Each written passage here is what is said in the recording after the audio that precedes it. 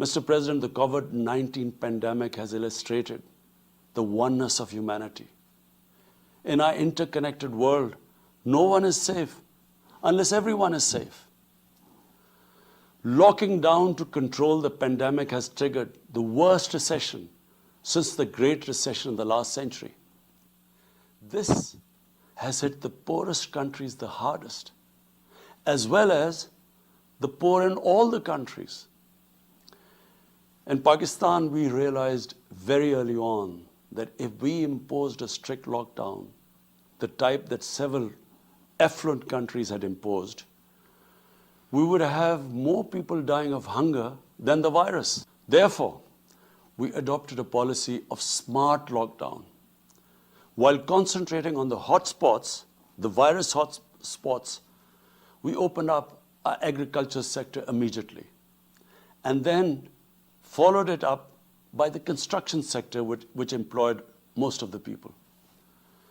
At the same time, and this is despite financial constraints, my government deployed $8 billion, unprecedented amount, for our health services, plus support the poorest and most vulnerable households with direct cash payments through SARS program, and then subsidies to the small businesses.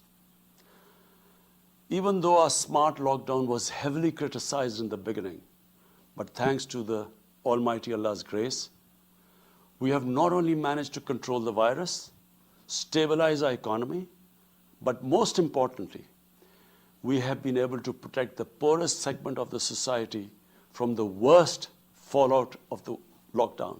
Today, Pakistan's response is cited among the success stories in controlling and responding to the pandemic.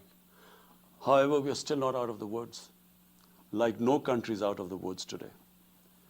But Mr. President, it was obvious from the outset that developing countries would need fiscal space to respond to and recover from the COVID crisis.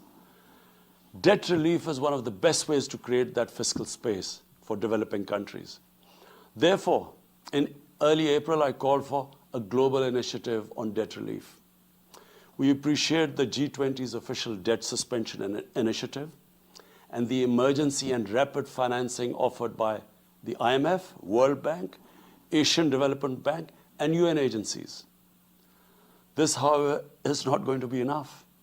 The IMF has estimated that developing countries will need over $2.5 trillion to respond and recover from the crisis.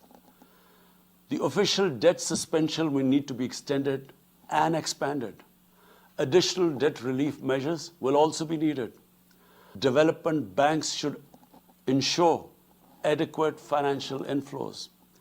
Rich countries have generated over $10 trillion to finance their own response and recovery. They should support the creation of at least $500 billion in new special drawing rights for the developing world.